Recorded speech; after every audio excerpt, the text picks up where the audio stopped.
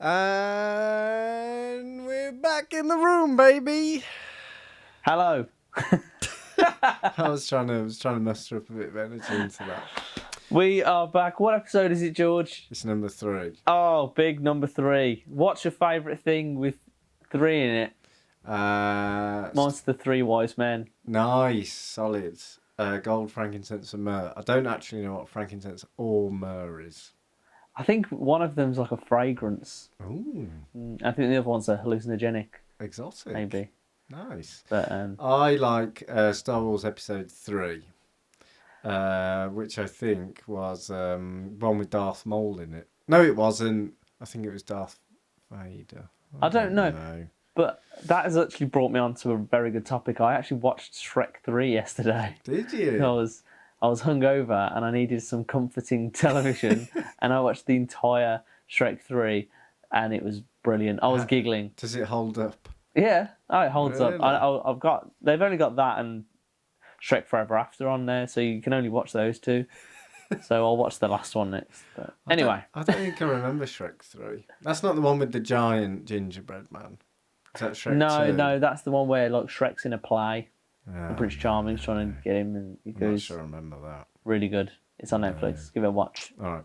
Anyway, this is episode 3, not of Shrek or of the Three Wise Men's. It's episode 3 of Freelance Fxcked, baby. We're back. We're back with a passion. We're back with vigour. Oh, Yeah? okay. Yes, Good. we are. We've had some technical issues, Yeah. as in I forgot to bring my cable, but other than that, we're rolling, I think. We've had, the feedback on the first 2 episodes was just so good. It was good. 1 million views on the first. Yeah. No, we haven't. If you're watching this, they should be up and running now. I mean, Yeah. unless we start with episode 3. Yeah. So, Not the mic. so yeah, hoping you enjoyed the first 2 eps. What we're going to be talking about today, George? We're going to be talking about all the good stuff, baby. Of course, we're going to be delving into the deep, dark world of LinkedIn. But before that, we're going to take a little peruse down AI Boulevard. And, isn't the weather lovely? Oh, it's almost programmed. That could have been scripted. That was good shit, I think we're going to be getting one of them sponsor deals soon, where it's like Huel or what else is a classic podcast sponsoring? Spudman. Tamworth, local Spuds. Yeah, nice. Anyway. Oh, see, no. Oh, NordVPN. NordVPN. Do you like watching foreign porn? Get a VPN. Yes, or maybe an AI company. Oh, who knows? Very topical. And that is excellent broadcasting. Joe, how have you been? What's been going on? Give us an update. Update. I am still doing what I'm doing. The days all kind of blur into one, really. But yeah, good blur, bad good blur. Like good blurring. song 2, Nice. decent blur. Solid. But yeah, it's good. It's going well. Yeah. I basically with freelance. I've just been doing the same couple of things since before I went freelance, and now I sort of, I don't know. I haven't really marketed myself or anything, so I just feel like a bit of a non-freelance freelancer, if that makes sense. How about yourself? I've had some ups, I've had some downs since we last spoken. The nature of freelancing work, that contracts can come, contracts can go, came to pass. So it's like famine and feast, isn't it? Sometimes times are high and you've got a pen behind your ear and you feel like Johnny Big Nuts. And then other times that pen's fallen onto the ground and you realise you ain't got no nuts whatsoever, baby. I'm not sure what I'm trying to say with that, but I think what I'm trying to say is, the very nature of freelancing is now and again they can say, and that's that. And suddenly you find yourself, shit, I need to get back on it, baby. So, it's all good. But it's been a funny old couple of weeks. But hey, it's all a life lesson, Joe. We're learning, There we go. And if anyone listening needs some creative work...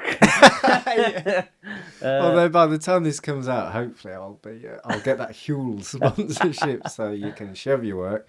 No, please do reach out. Yeah, same. Who knows? The tables might turn by the time this actually comes out, and I will be just looking for change down the back of the sofa, and you'll be on a yacht. So who knows? I might be on a yacht, indeed. We'll see. Anyway, we're all good. We're rocking and rolling. We've got loads of lovely stuff to talk about today. But I wanted to have a chat with you about AI because I don't think we've ever actually spoken about it before, and it's everywhere. And I'm scared that it's the end of the world, and it's going to be like Terminator. And one day we're going to look back and say, "Why didn't we stop it when we had the chance?" Yeah, What do you I'm think? more of an iRobot myself. Yeah, I'm that era. I didn't quite make the Terminator era. I need to watch it still. Okay. Yeah, a little bit. How old are you? I think I'm 1 year older than you. 29. 28. I'm also 28. So Okay. for now, But I definitely look older. it's the same. Withered, like a raisin. What do you think about AI, Joe? It's obviously boomed in recent months with the flurry of ChatGPT shit. But what do you think? Is it the end of the world? Is it the start of a new tomorrow? I think that's a good way to put it. To be fair, there's certainly like two sides to take with it. And if you look, down LinkedIn or anything like that, you've got some people who are terrified of it and crying out for help, and others that are really supporting it. And I'm suspicious that those supporting it are actually AI themselves who've integrated themselves into LinkedIn. And so how would we know? It's And how would fine. we know? We wouldn't. It is mildly terrifying, but it's part of the game. Part of the game, isn't it? I think. Could it replace me? Yes. Will it? Probably. I'm just sort of closing my eyes, singing along to the Lighthouse Family until that point comes, and then maybe I'll just have a shop or something where I sell fish. Yeah. You could go back to being on the fryers, mate. Oh, maybe I might have On to, the chips. or the leaflets. I'll see though. I'm just going to try and not spend any money until the world collapses, and then hopefully I'll have enough to just have a little, I don't know, a trinket shop. We'll see. You're right though. People are panicking, and then people are saying it's just a new tool, and it'll just kind of change, and people have to pivot, for want of a better word. But and I'm sure when many different inventions came along, and even the birth of the internet, people said exactly the same thing. But it does worry me about the creative industry. One thing, one little post I seen that did the rounds last week at the time of recording was this conceptual campaign that somebody's generated with something called generative AI, new AI to me. Okay. And it's like a kind of mock campaign with Jeep and North Face, if like they did a collaboration. So there's like a Jeep that's like all North Face branded, right? Anyway, they've pumped it all through AI. And it just looks like brilliant photographs. Like the Jeep. Yeah, there's some weird things, and the fact that it's all of the logos say North Face. But that aside, if you didn't have a particular eye for it, you would 100% think they're photographs. And it just concerns me that for companies, as and when this gets better and better and better and better, yeah, okay, there'll always be the kind of like, this is made by humans, but why wouldn't you AI generate it? Because surely that's going to be vastly cheaper. Yeah, if you can't tell the difference, and I think that's what the worry is. It's so good at this moment, and it's in its like infantile stage. Like it's gonna get so much better over the next few years, and it is worrying. I think it's worrying for a lot of people, and like you say, especially in the creative industry, where you think. I mean, I saw something the other day where a guy created a few bars on a song, and he rapped along or whatever, and then he put Kanye's voice over the top of it, and it sounded exactly the same because they've got just all this sampled stuff on the internet of Kanye's voice to go with it, and you're just thinking like, from that aspect, you could listen to a song, or someone could release a song. You wouldn't know if they actually made it themselves or whether it's just pushed out by the label. Tupac could drop a new album. Especially as labels, there's like a big kind of discussion about like owning the masters of music, and like Taylor Swift had that big thing about she's like re-recorded albums because the record company, Sony or whoever it was, effectively, don't sue us if that isn't actually Sony, that they effectively own the master so they could do what they want with it. So I don't know, man, it's scary stuff. Yeah, and then you look at our industry, and if you go as simple as creating copy, creative ideas, even video content, right? Even a podcast like this could all be AI generated to the point where you wouldn't be able to tell the difference in a couple of years' time, maybe. And that leads me on to this. So, seen another post popped up from a self-styled the AI guy on LinkedIn. So I'm guessing this is the man who knows. Okay. I'll name check him. He's called Zain Khan. I think he talks about all sorts of good stuff around the world of AI. I've seen a few of these posts, but he's put up a list of 20 different or 21 different kind of like AI, different tools, different variations, not just ChatGPT. So here's a few. There's the world of roam around, plan your trips through an AI travel planner. So that could, of course, be travel agents. There's Prompt Pal AI, helps you discover the best AI prompts. So there's AI tools for AI.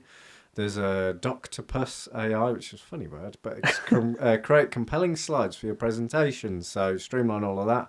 And there's one, which might lead us into the next bit, but which I think is pretty spectacular. Engage AI, which is using AI to write insightful comments on LinkedIn. Wow. So if people are writing posts with ChatGPT or whatever, now you don't even properly need to engage, because you could get your PA to just generate some posts, generate some comments, pardon me, and just whack them all on.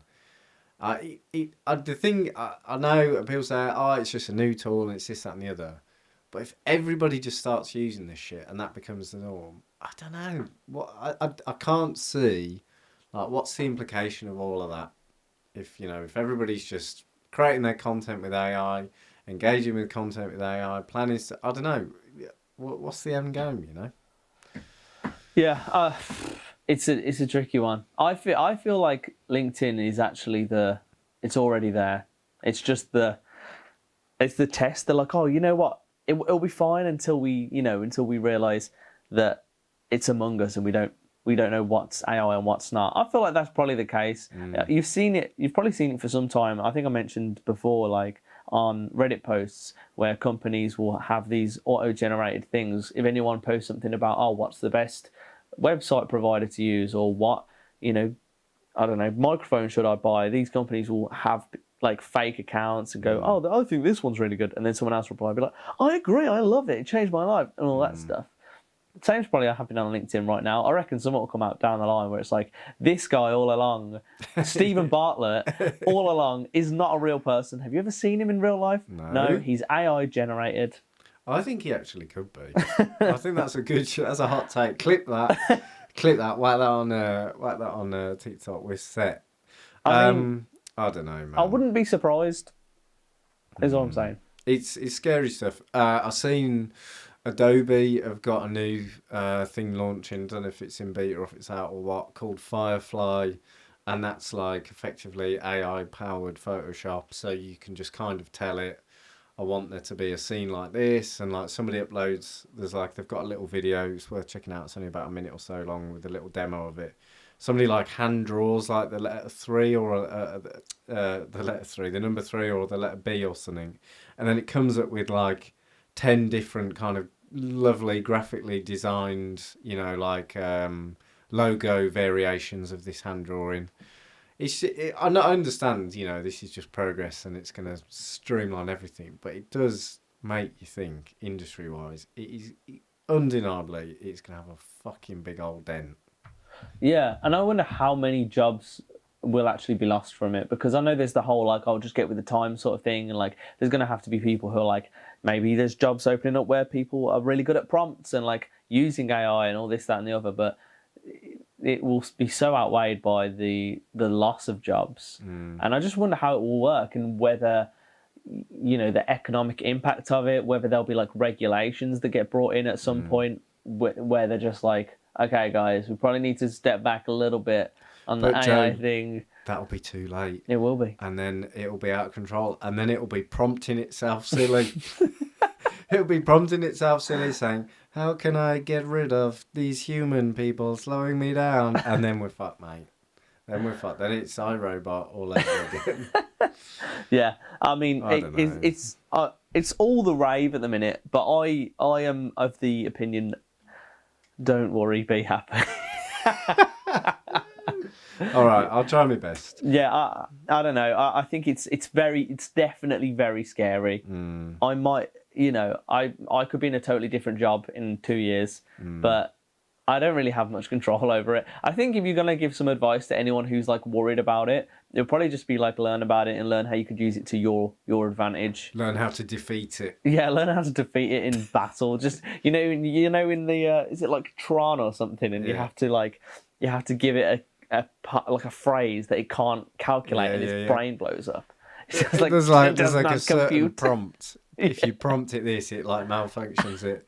How do you love yourself, AI? And then it's like, what is love? What is love?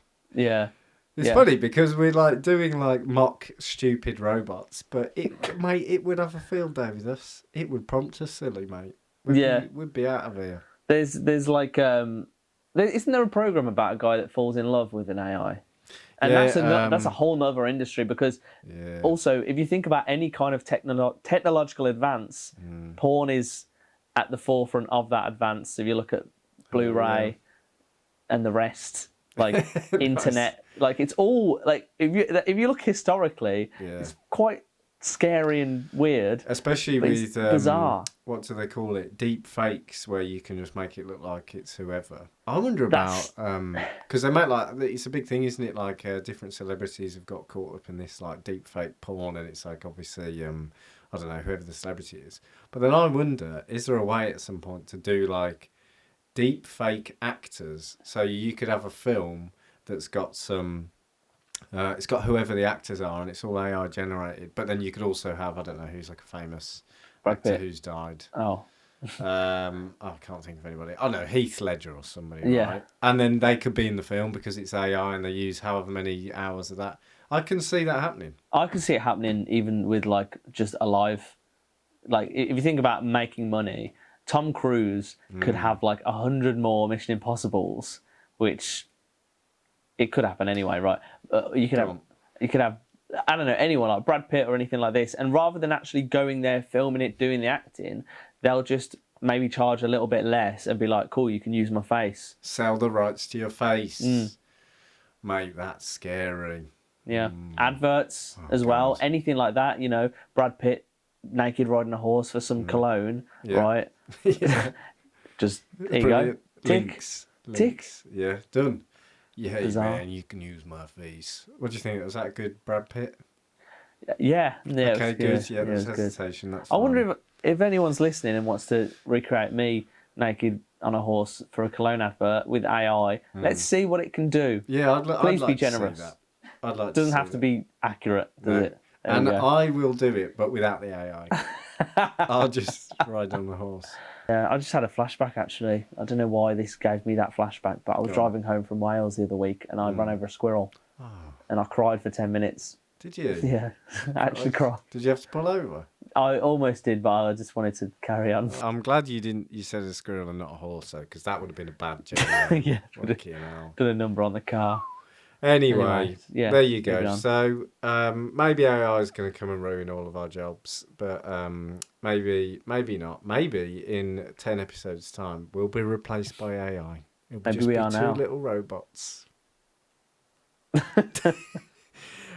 So I want to have a chat about the wonderful world of LinkedIn Lankers, as we're effectively calling it. We're not necessarily calling it that, but of course, as always, as is customary on Freelance Fxcked, we have a little dig through the world of LinkedIn to see what's been tickling our pickles, what's been poaching our eggs. Poaching our eggs. Nice.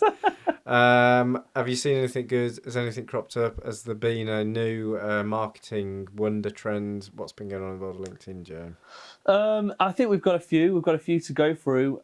You've got 3, and I didn't read through them on purpose because I want to have them fresh for the pod. You know what I mean? I've got another talking point though afterwards. Yeah. Which we'll get into after that. But yeah. Number 1, spotted this sometime last week.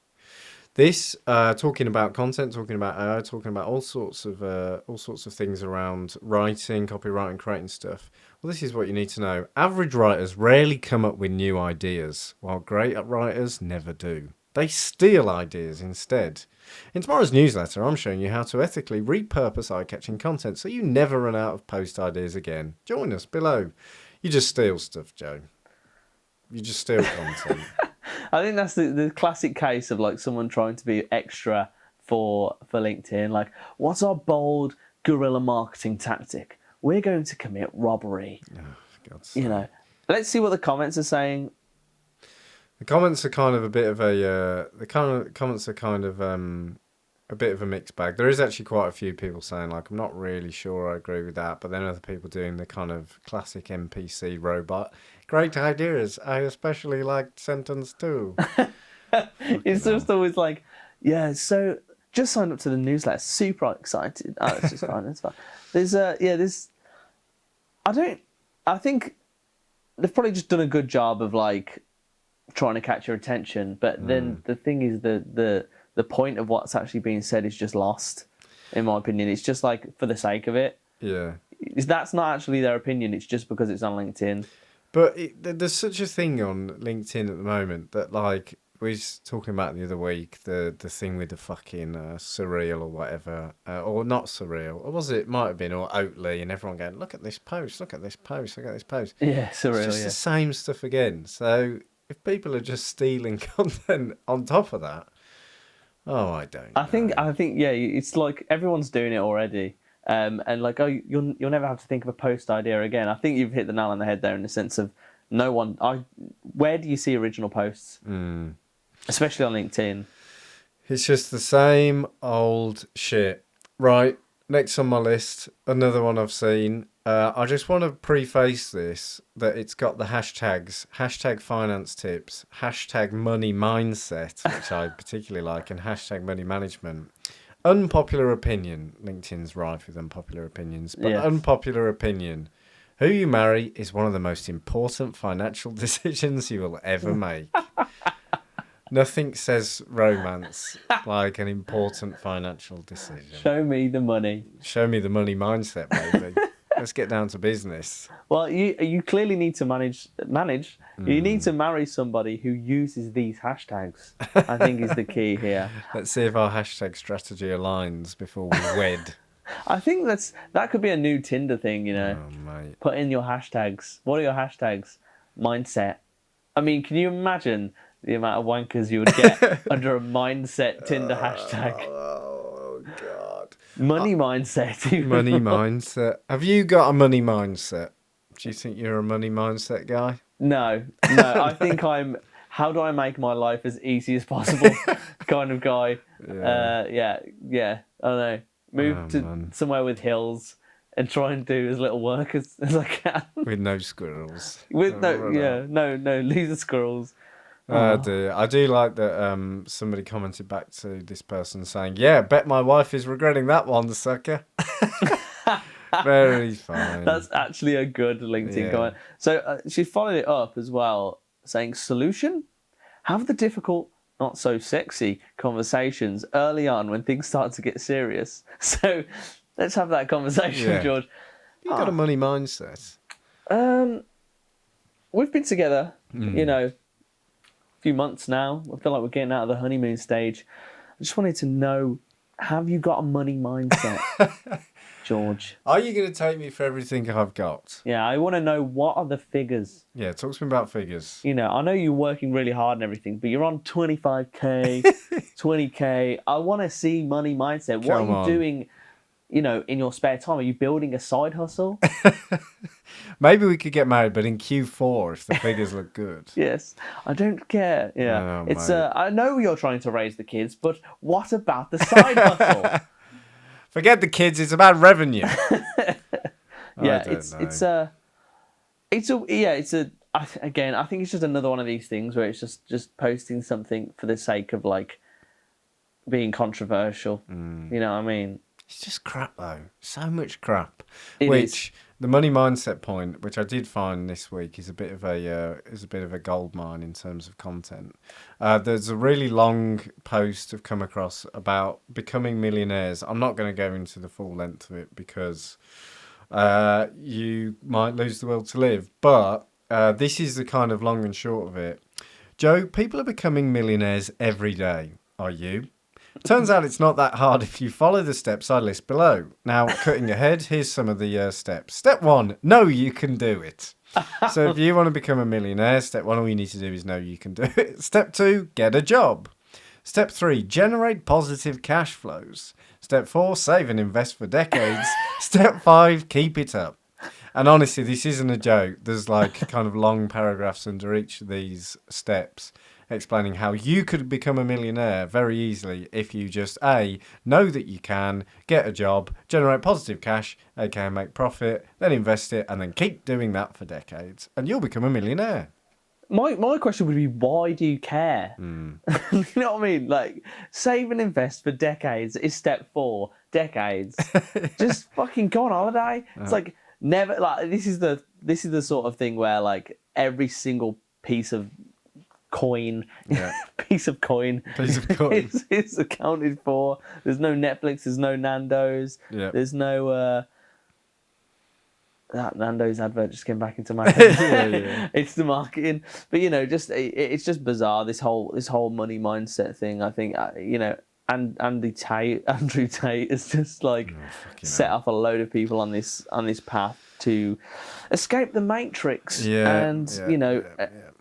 And even this way, like this doesn't even seem like a decent way of doing it. No. Just get a job, don't spend any money, invest it for decades, hope you don't lose your money in those investments, and go from there. Yeah, I don't know about this whole money mindset shit. It's pretty wild. I just think it's funny that, you know, if whoever in 20, 30 years' time becomes a millionaire and they think, you know what, if it wasn't for that post on LinkedIn, I never would have known the steps.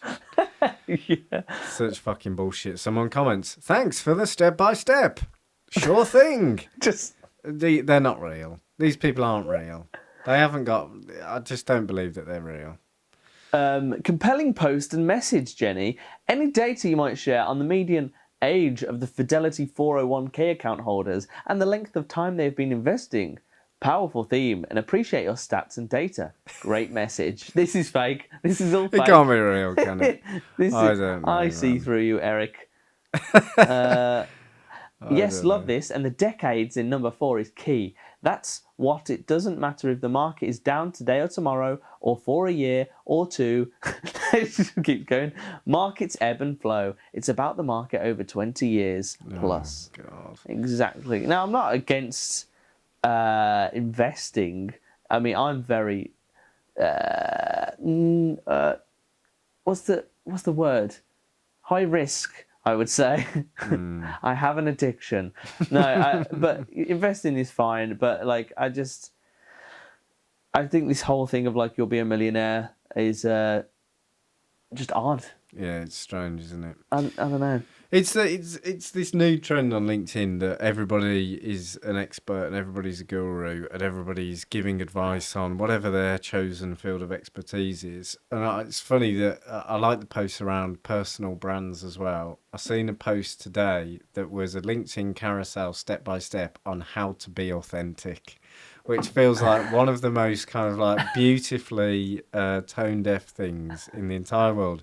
You too can be authentic and original and your true self if you follow this 5 step-by-step process. That is such fucking bullshit. There's so much crap. I've seen another one the other day. This is how the post starts. I'm cheating. This is my confession. I'm working with someone. They're helping me figure asterisk shit out because I can't figure it out myself. You see, the problem with running a one-person business is there's only one person running the business. Yeah, it's actually quite hard. Okay, dude, just hire someone. I don't want to hire anyone. I don't want to be a manager. I don't want to have 100% control. I like to keep things tight. I have mild OCD, lol. So I reached out to this guy. Why has it got to be clickbait? I'm cheating on this. Why? Yeah, it's. I think the whole thing, like, if you think about all types of content in general, LinkedIn is the seller. It's just like the worst, the lowest form of like engagement cockroaches. You know what I mean? It's just like we'll do absolutely anything for it. And it's what it's all becoming. And you talk about like authenticity before that. It's just like, what can I do to try and get someone's attention? And the one thing that's kind of putting me off everything to do with social is that it's just become, especially in recent years, this mad like craving for engagement and attention and all this stuff. And it's just lost most of its authenticity, which is just, I don't know. It's just like, and everything starts to look the same. LinkedIn is like the same post, just posted again and again and again, and the same people commenting on those going, wow, point 3 is amazing. And they go, comment back and say, oh, no way. Can't believe you think that. Thanks. It's just, it's bullshit. And yet then I don't know why I get so annoyed about it.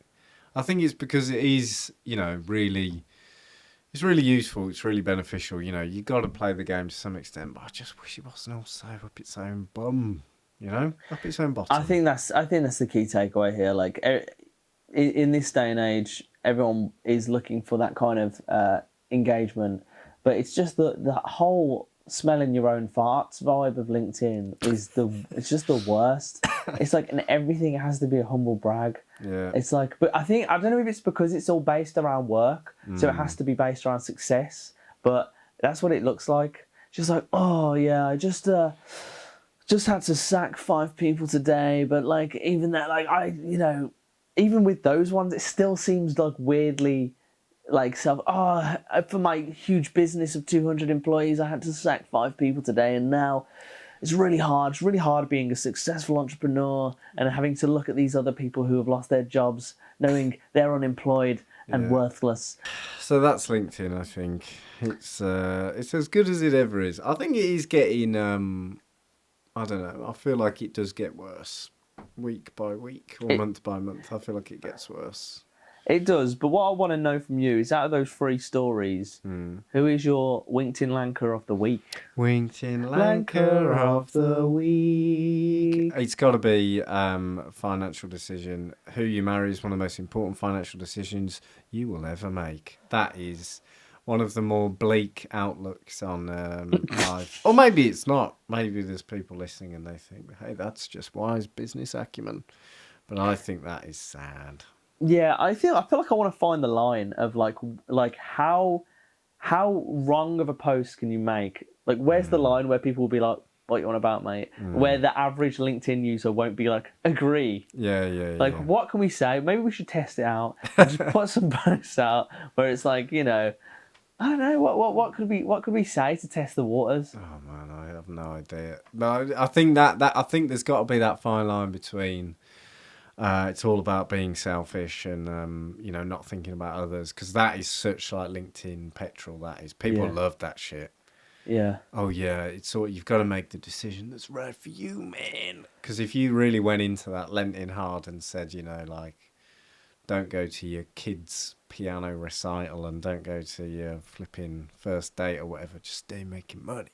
Yeah. I think you might find the line, or maybe you probably fucking. I'm gonna try it. I'm gonna say. If you have to decide between going to your, mother's birthday party or your Zoom call, I don't know. I'll figure it out. I'll have to work on it. Oh God, very good, very good. Should we move on to a bit of like workplace chat? Workplace culture, team building, all that kind of good stuff. Oh, I love culture. Bit of culture. Culture is such a bullshit term now, isn't it? You think? Yeah. Do you think it exists? Do you think work culture was ever or has ever been a thing? No, but I think especially in the agency world, it's been, people think it's a thing. And like even back from when, when that the internship film came out and you had the Google offices and it was all that kind of vibe, agencies have now just tried to replicate that and try to create the best. They're trying to create a good place to work, right? And they want to create a culture, but I think the problem is you can't make one. Yeah. You can try and facilitate it, right? But it's when it's forced down your throat and be like, you must come to the drinks on a Friday and this, that, and the other. It's difficult, and then it just starts to look fake. You know what I mean? So, yeah, I don't know. I think. What do you reckon?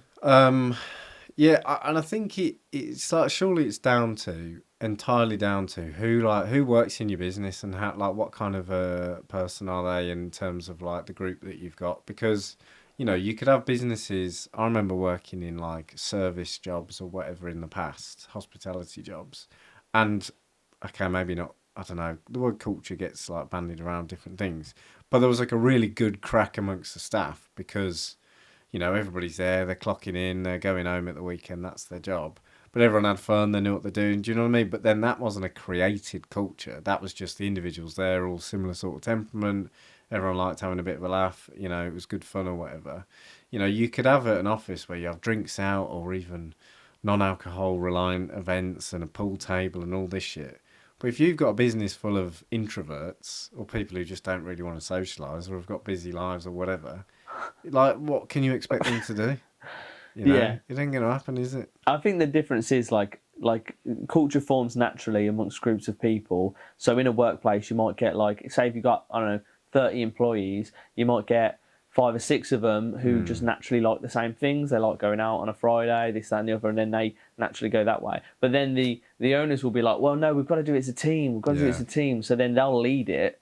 Whereas you should just sort of be like, okay, we'll just give like, okay, if you want to go out on a Friday, you can have this. And then they're like, but no, it's clicks. It's honestly impossible to fucking do. But it's like, I think you just have to accept that and like acknowledge it. Where you're like, okay, we can't force culture. Like, for example, I worked at a place where I was told off for having my AirPods in the office because I wasn't chatting and stuff like that. I wasn't talking to the other members of staff.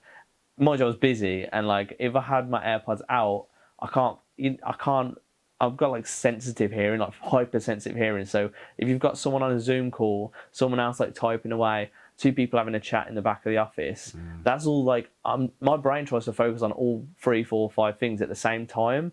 And then if I'm trying to write anything, it's just like I'm frozen. Yeah. So I just pop the AirPods in, and then it like gets raised in like a non-formal but kind of formal the way, classic meeting where it's like a chat. Yeah, but it's not a formal thing. But it's like, yeah. Notice you didn't have your AirPods. You had your AirPods in the other day. Like, I feel like your attitude. That's the words they used. Attitudes changed. So I think that is just a reflection of like some people are more introverted. Some people need something to focus, and not everyone's going to be like, oh guys, look at us, agency vibes and all this, that, and the other. So that's where it gets a bit tricky. As well as if. Same thing happened again. If like the team's going out every Friday for drinks and this, that, and the other, if you're not involved in that, then you start to be like a little bit excluded. Yeah. Like, well, not a team player and that sort of vibe. So it's a really hard balance, isn't it? And I think so much of it comes down to like, what's the perception? Because exactly as you're saying there about like not having headphones in. That's an insane thing to say. Because if you were just chatting to people all day long in the office, you'd get a bollocking for not doing your work. Yeah. You're not being very productive, you're chatting. So it so often comes down to, and I've had it as well, of like, what's the perception of you or the team? Like, how's it coming across to the rest of the business? Yeah. You can't really manage that on an individual level, can you? No, and I think this is the problem that you have with like agencies, for example. And I've worked in corporate environments and I've worked in agency environments, and both have got their pros and cons. And I probably prefer the agency side. But in terms of culture, you didn't really have, when I worked there anyway, it wasn't really like that. Everyone was individual. If they wanted to do things, fine. But it's because it was such a huge company that you couldn't get the whole of the company out for drinks or something like that. Yeah. But when you've got smaller groups of people, like 20, 30 people, they're like, oh no, everyone's going to come, all that sort of thing. So it can be, it can be difficult. But I think as well, if you are looking after your staff first and, you're paying them as fairly as you can, or you're kind of like keeping them in the loop and you're trying to do right by them, like every business needs to make a profit at the end of the day. So everybody's expendable. That's exactly what happens. That's the nature of work. But if you're trying to do right by your staff, generally a kind of good culture or a good, morale, good like kind of team relationships will follow. If you go out every Friday night for drinks and you every Wednesday we're going to have a pool tournament, and yet nobody's had a pay rise for 5 years and people are getting laid off left, right and centre, you're not going to have a good culture. No. Or whatever the fuck we're imagining culture to be.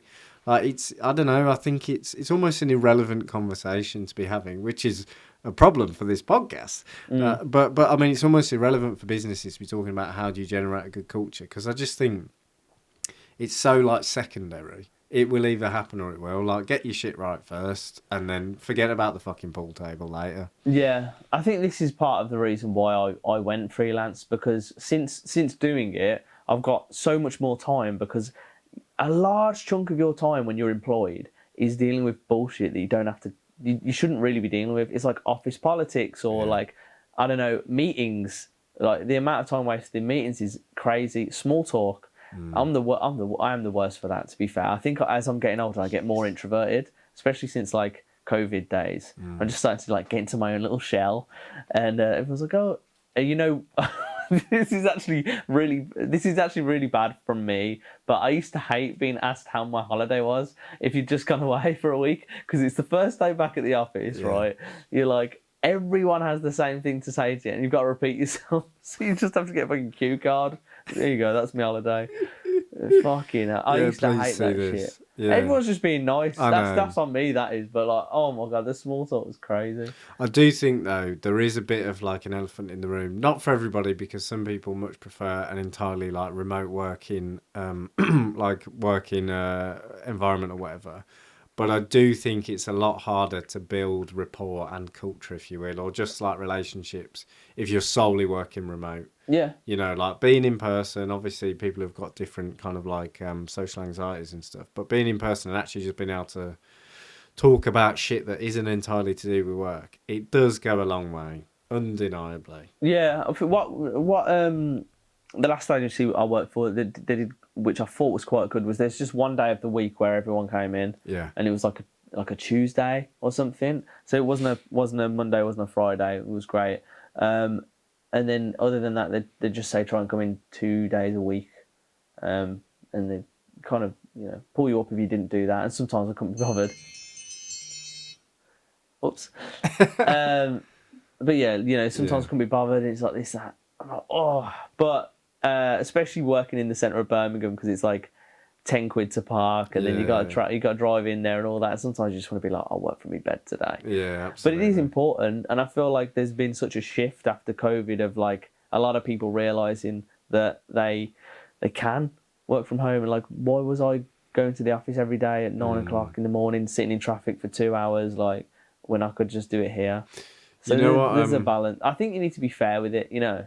You know what I do like though, and the one thing the world of self-employment will no longer, unfortunately, really grant unless you've got a long-term contract, is if you start a new gig, the first big work night out is a pretty magical thing. Because you finally kind of relax a little bit, all being well, and you know, you kind of like make some friendships or whatever. But you also get to see the real sides of the people you work with. And then you go, oh, you're that person. And I see, that's your kind of, when you've had a couple of gin and tonics, that's the kind of comments you come out with. Yeah. It's a magic thing, baby. Yeah, you really can see the worst of people. Yeah, it is magical. And that is definitely one thing I miss. Is that whole vibe. And I remember talking to one of the bosses before, and they're like, it's just so good to see young people giving eye contact. I was like, what? Oh god. Like, yeah. But it is a good one. I think with most of my last agency work was right in the centre of Birmingham, so it would just be like, you've got everything around the corner where you can go to, so it did get a bit messy. I don't know, have you ever had a bad experience in terms of having a few too many on a work night? Yeah. Well, the old like anxiety coming and crippling you the next day, and you think, oh no. You look at the work chat. That is bad. And fortunately, I've never made too much of a cock of myself. I don't think that I did work somewhere once where after a work do on a Monday morning somebody had been sacked because they got so pissed and they'd said something a little bit too inappropriate to one of the senior figures. And that, as a bit of a hangover goes, 9 a.m. checkup Monday morning, must attend, you're thinking. Oh, God. Oh, no. Okay, so we'll wrap up on the last topic of the episode, which is perks at work. How do you feel about perks at work, George? It's a bit of a funny one, isn't it? Could be like Fridays, Pizza Fridays, you know. It could be something bigger, like we'll give you some extra annual leave here and there. It could be like, I don't know, once every kind of year or so, we'll all go to the park and have a big, silly old day. Yeah. You know what? It's funny how I've seen this evolve, because when I worked in IT, the perks at work were very simple. It was on Friday you could wear the clothes you would like to wear. that is it. But now it's a lot different, and there's a lot where some people have taken it too far, and they're like, "Yeah, you've got unlimited annual leave." Nice. Really? Yeah. Do I? Yeah. But what's the but? Because if I take the year off and go to like Nepal or whatever, is that how you pronounce it? Nepal. Not like Jake Paul. Anyway, where's the gap? And then what happened? Like, apparently with unlimited annual leave, like statistically, they take less than they did anyway, because there's this pressure. Like, it's like this unspoken rule. Like, oh, don't really take the annual leave because you've got shitloads on your plate. Yeah. I remember seeing a lot of posts around the unlimited annual leave stuff where CEOs or founders had reverted back and said exactly that, you know, actually set this kind of precedent. So we're giving our staff like 40 days annual leave or 30 days annual leave or whatever. But yeah, it does feel odd, doesn't it? If you could technically take a limited annual leave, I feel like there is a hidden catch. Yeah, I feel like everyone would. Yeah, like, surely. Okay, I'm never working again. Bye. I'll see you in a few years. Well, there's a post from the BBC recently that's been saying, BBC business reporter Dougal. Hold on, let me redo this. I can't fucking pronounce. What perks would tempt you back to the office? Workers embraced working from home during the pandemic, but now employers are trying to get staff back to the office with a variety of perks. As the cost of living remains one of the biggest concerns, companies are targeting perks to offer support to staff that help with cost of living. Free food. Nice. Beer taps. Here's one of my favourites. Wellbeing zones. Ooh, what is a wellbeing zone? I'm not sure about that. My bed is my wellbeing zone. Let me work from my bed. It's okay, we've got the space. I don't want anybody near my wellbeing zone. Dog hotels. Dog hotels? But then what if you hate dogs? Yeah, allergies, scared of dogs. I'm totally not against. I've not worked anywhere that had dogs in the office, but I'd love that. It was. Is it good? Well, I'm not a big dogger, to be fair, but the people who were the people who were doggers, they loved it, and also it is actually pretty useful. If you ain't got to find somebody to look after the dog for the day, bring it in. But where does it end, George? Nursery next, a creche. All you're hearing is the sound of crying as you're trying to nail down a sale on some paper supplies. Nice, I like it. Yeah, no, maybe, and you know, it's very dog biased. It is. What about if you got a pet horse? Squirrel. You can't bring a squirrel in, especially not if it's squashed. It's too soon, George. Too soon. It's too soon. So yeah, we'll have a look. Team holidays. Oh no! What? As in you go on holiday with your business? I've seen this attempted many a time. I've seen it once at one of my previous jobs with a yellow branding. Nice. Was discreet. Well, yeah, guys, we're all going to go on holiday. We just have to hit this target. It was a ridiculous target as well. I think at that point with that business, it would have been okay because that was probably the best my work life has ever been. There was a little window of maybe a year where everything was just rosy and like it was just beautiful. It all came crashing down, but I will remember that little window. And I think if we'd have gone on holiday in that window, that would have been fine. But most companies, it's not going to work. It's really not going to work. Can you imagine? Well, there's an easy reason for this. When employees take annual leave, what is it that they don't do? They don't come into the office to see the people they work with. They go anywhere fucking else. Yeah. So why would you want to go on holiday unless it was additional annual leave and the company's paying for it, I guess, with the people you work with. I mean, people can have good mates at work, but you want to do something that didn't work. Yeah, like we've done. Well, we went to Dublin, didn't we? We did. Back in the day, Dubbers. Memories. Dubbers 18, I believe. Oh. Was it 18? It was 18. 2018. Holy moly! I know. But yeah, that little thing is where you've got a group of people who sort of get on. Naturally, though, if you're trying to get the whole office to one holiday, I've tried to book a holiday with my missus, and we've been together like 3.5 years now. Yeah. Still takes a couple of months to weigh up where we're going. We're going for a chilled beach vibe. No, I want to go somewhere with a little bit of this. Yeah. Can you imagine getting like 40 people or 30 people to all go to the same place? You're going to have like some Ayia Napa guys in there. You're going to have some like, the Peak District guy, and trying to get them all into one place. Yeah. It'd be a good TV show. It would actually. I'm actually coming round to the idea. You've got like Pete from finance getting 200 fags in duty free, going large. And you know what would 100% happen on a team holiday?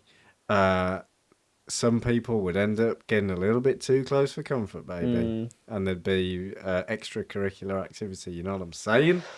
Yes, and hope there's a policy in place for that.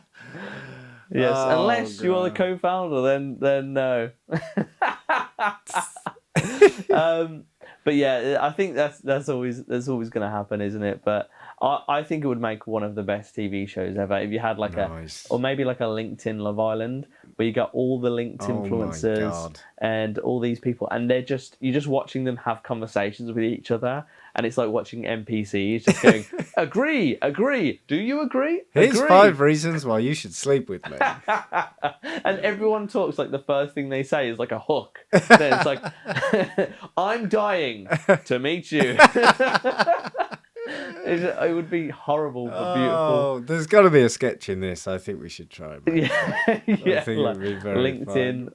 Island. We're gonna have to do that. Let's get AI to generate it for us, shall we?